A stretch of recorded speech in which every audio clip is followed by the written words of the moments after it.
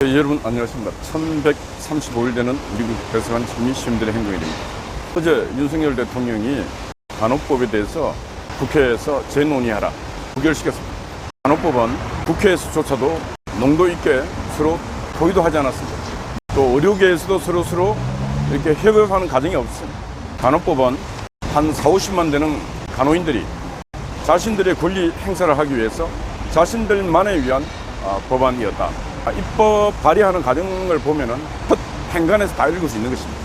거기에 민주당이 올라타갖고 갈등을 이야기하는 그런 행동을 했는 것입니다. 그런 것이 윤석열 대통령이 또 막았습니다. 거부권 행사를 했습니다. 민주당이 지금 할 수 있는 것은 쓰레기 법안 만들어서 대통령이 맞게 만들고 그 모든 정치적 비난을 대통령에 보내고 하는 이 악순환을 계속하고 있습니다. 왜 그러냐면 민주당이 할 수 있는 것들이 거의 없고 별로 없어서 이런 거라도 윤석열 대통령에게 점을 씌우자 하고 있는 것입니다. 간호법은 여러 가지 문제가 있었지만 그 중에서 간호조무사에게 학력 제한 같은 거, 특성화 고등학교 졸업자만이 간호조무사 시험을 칠 수 있다. 말도 안 되는 상식도 없는 그런 법안을 만들어서 국회에서 그걸 통과시킨 국회의원이라고 하는 놈들도 미친놈들입니다. 지금 일자리가 없어갖고 우리 청년 여성들이 간호조무사라도 하고 있는 간호조무사 시험에 한 40%가 또 대학생들이 대학을 졸업하고도 취직할 데가 없으니까 시험을 쳐서 간호조무사 활동하는 사람들이 많습니다. 그래서 직업 선택의 자유가 있습니다, 헌법에.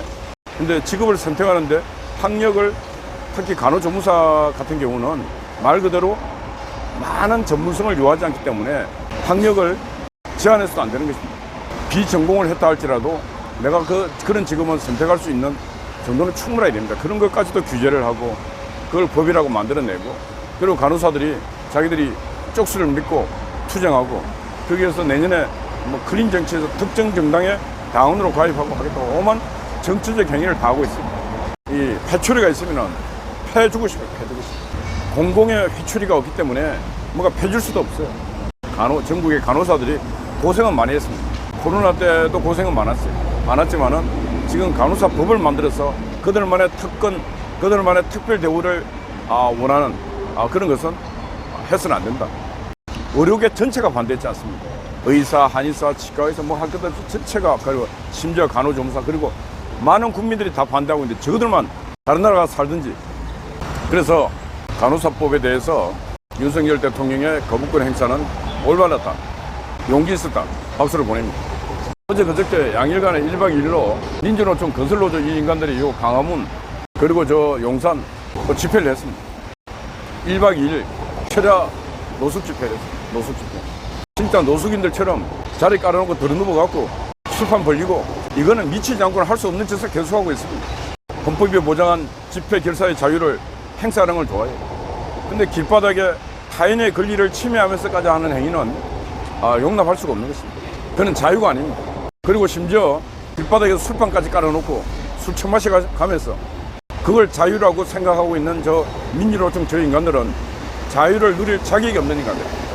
요 광화문 인근 편의점에 술이 바닥에 다 놨대요. 얼마나 처마셨는지.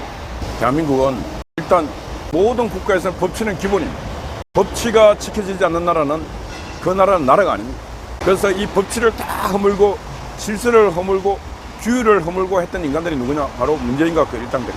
그리고 그 일당들이 남에게 또 직급도 직급. 그래갖고 오만 도둑질 다 했지 않습니까? 김남국이 보세요. 전자지갑을 조사를 하면은 거래 내역이 나오고 그게 한 100억대 이상이 된다 그래요.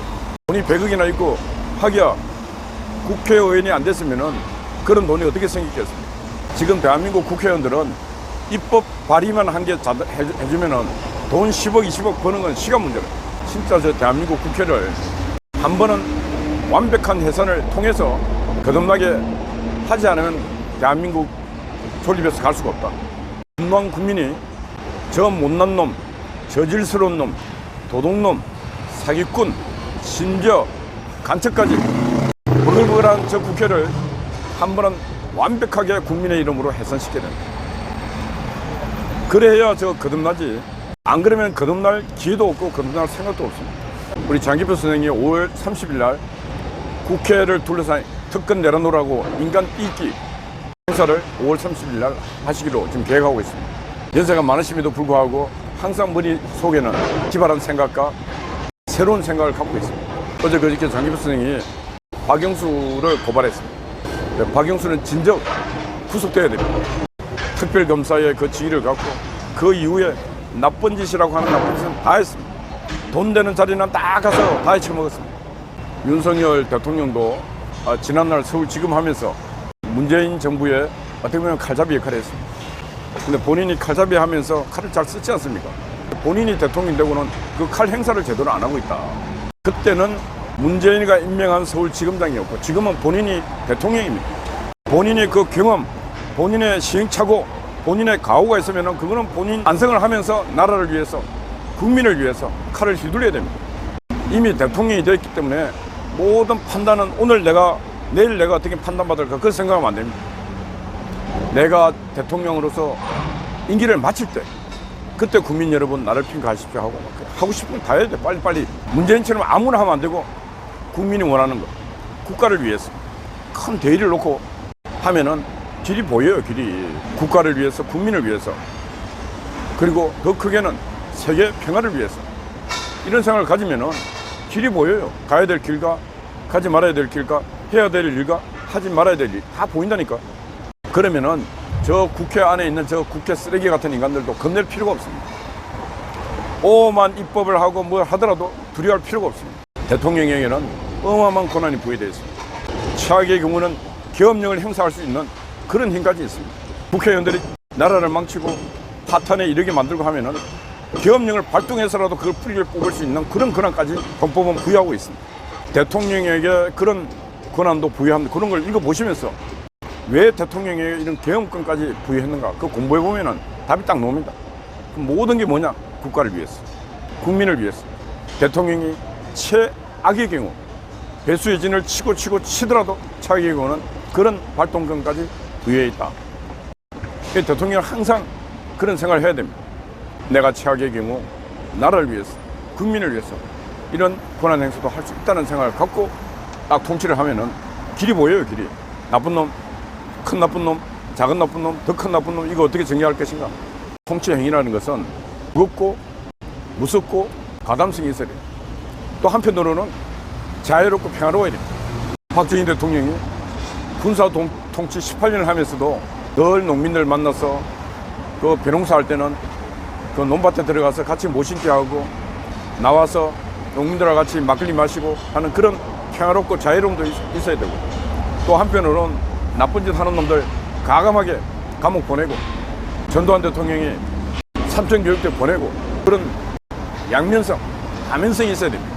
아무것도 못하고 우유부단하고 이럴까 저럴까 고민하고 그러면은 지도자 자격도 없고 그냥 집에 있어야 돼요. 그런 부분에서 가면 갈수록 민주당의 정치적 반격은 더 세진다.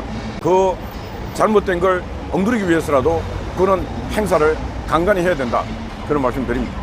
어제 국회에서 선거관리위원회 사무총장 불러갖고 질의하는 걸 보면서 참 가관이 아닙니다. 가관이 아닙니다. 완전히 전투형으로 나와서 선거관리위원회에 아빠 찬스로 들어간 놈들이 꽤 몇 명 있다. 공직에. 그 아빠 찬스 아니냐 하니까 아빠 찬스면 처벌 받겠습니다 하고 소리 지르는 거예요. 그것보다 더 중요한 게 뭐냐. 선관위에 중국과 북한의 사이버 해킹이 있었다. 그런 부분에서 국가가 나서서 행자부에서 사이버 해킹했는 그걸 한번 점검을 하고 그 방책을 세워야 되지 않겠는가. 할 필요가 없다. 미친놈들 아니냐고. 해킹을 당했는데 보안 점검을 하고 방어복을 세워야 될 거 아닙니까. 근데 그걸 왜 거부하겠습니까? 그러니까 이제 민주당 놈들이 뭐라 그러냐. 선거철이 되니까 이제 그 뭔가 꼼수를 하기 위해서 지금 하고 있는 거 아니냐. 이런 소리를 하고 있습니다. 그러니까 그 하나만 보더라도 선거철이 촉박해 오고 할 때 그때 가서 뭐 하는 모든 일은 정치 억압이다. 정치 탄압이다. 하고 계속 이제 밀어붙입니다. 눈에 보여요. 그거. 선거 이제 1년 남았어요. 좀 있으면 이제 8개월. 좀 있으면 못한다니까 아무것도. 몇 달 후에, 한 2달 후, 3달 후에 뭘 시작하면은 이제 정치 탄압이다. 반경 시작하면 아무것도 못합니다. 그럼 어떻게 해야 돼요? 지금 5월달이니까 8월달 안으로 끝을 내야 됩니다. 8월달 안으로 정치적인 주요 사건을 빨리 끝내지 못하면 그다음부터 모든 행위는 정치 탄압 행위로 이거 아무것도 할 수 없어요. 그래서 남아있는 3개월 동안에 총력을 다해야 된다. 전국의 검찰 인력을 다 동원해서라도 압수수색할 거 선후를 정해놓고 그대로 가담성 있게 진행하지 않으면 정치적 사건은 내년 총선까지는 아무도 나갈 수 없다. 왜? 민주당이 사사건건 정치 탄압한다고 밀어붙이고 그러면 선관위 같은 저런 놈들도 같은 편을 들어가고 같이 싸운다니까요. 윤석열 대통령과 그 대통령을 모시고 있는 수석들 그리고 강요들 정신을 똑바로 차려야 됩니다. 이 강요들도 내 장관 하다가 집에 가면 그뿐이지. 요런 놈들이 지금 강요를 장관들 하고 있으니 문제입니다. 이게 내 일처럼 내가 하는 모든 행위가 국가와 국민을 위해서 하는 행위다. 그런 생각을 갖고 있는 놈들이 별로 없어요. 다 좋은 게 좋으니까 좀 대충 빨리 끝냈으면 좋겠다. 이런 생각을 갖고 있기 때문에 지금 일이 하나도 안 되는 거예요. 그래서 제대로 보고 제 갈 길을 제대로 가야 된다. 이런 말씀 드리고 정치적 사건은 시간이 별로 없다. 빨리 매듭을 지어야 된다. 너무너무 많이 끌었다. 원래 정치적 사건은 취임하고 6개월 내에 끝을 내야 돼. 근데 취임하고 6개월 내에 끝낸 게 별로 없어요. 문재인은 취임과 동시에 압수수색해서 전 강요들을 취임하기 전에 대통령까지 감옥을 보내고 다 했지 않습니까? 그 하여튼 윤석열 정부는 그런 걸 못했다는 거예요. 그렇기 때문에 제가 우려스러운 게 되게 많습니다. 그런 걸 했더라면은 지금 공기업에 있는 문재인의 쫄개들이 다 이미 떠나고 없어요. 근데 아직도 지키고 있잖아요. 아니 한전을 개박살 낸 놈이 한전 사장 자리 이제 물러났어요. 다 그런 놈들이 건재하게 있습니다. 왜? 겁이 안 나기 때문에. 윤석열의 그 진검이 한 번 더 뽑아갖고 날카롭게 누구 하나 제대로 배제 안 하기 때문에 견디면 되겠다. 한전을 수십조 적자를 낸 놈들을 그대로 이게 회사 규율보다 5천만 국민이 고통받고 있는데 국민의 이름으로 재단을 해야 될 거 아닙니까? 법 위에 뭐가 있냐? 정치의 모든 행위는 국민의 이름으로 재단을 하면 돼요. 재단을 국민의 이름으로. 윤석열 대통령과 국민의힘당 국회의원들은 국민을 이용할 줄 몰라. 국민이 자기들 정치의 역사에 큰 지렛대임을 인식도 못하고 있어요. 모든 행위를 할 때 국민의 이름으로 하면은 딱 힘이 생긴다니까. 민주당 새끼들은 저거들 편의 이익을 하면서 맨날 파는 게 국민파라. 이 국민의힘당 새끼들은 국민을 활용하고 이용할 줄도 몰라. 윤석열 대통령도 앞으로 말할 때 국민의 이름으로. 지금 현재가 없는데 미래가 어떻게 있습니까? 표퓰리즘, 미래세대 빛이 부담. 그 미래세대. 지금 당장 목구멍이 포도축인데 미래 얘기를 하면 귀에 안 들어온다니까. 지금 현재 이 국민들이 이걸 막아내지 못하면은 바로 내년에 이런 위기가 올 수 있다. 이런 얘기를 해야지. 보지 않는 너무 먼 미래 얘기하면 아무도 귀도 안 기울인다니까. 딱 구체적 수치로 한전을 지금 일 안 하면은 몇 개월 후에는 전기요금을 이렇게 물어야 되고 몇 개월 내년에는 한전을 회사채 발행도 못하는 상황이 돼서 끝내 대한민국이 국가 신인도에 치명적인 충격이 올 수 있다. 이렇게 좀 충격 요법이 있어야 될 거 아니에요. 보이지 않는 미래 얘기 해적이고 있어야 어떤 놈이 귀를 기울이겠어. 그래서 좀 단어를 쓰시더라도 바로 몇 개월 후, 1년 후 정도. 그래야 국민들이 관심을 갖지. 내 삶이 1년 정도 후에 내 삶의 변화는 사람들이 관심이 있어. 근데 2년, 3년 후 이런 건 관심이 없다니까. 어제 보니까 젤렌스키 여사가 한국에 와서 대통령하고 면담을 하는데 미세스 젤렌스키 참 대단합니다. 자기 나라를 지키기 위해서 그 품위를 잃지 아니하고 자존을 갖고 전 세계를 돌면서 도움을 요청하고 우리 한국에도 군사 도움을 요청하고 하고 있는데 윤석열 대통령은 어린아이나 여인이나 이런 양민들이 피해를 입고 할 때는 반드시 도울 수 있는 길을 찾겠다. 한국도 그런 국격이 있다는 것도 멋지고 괜찮습니다.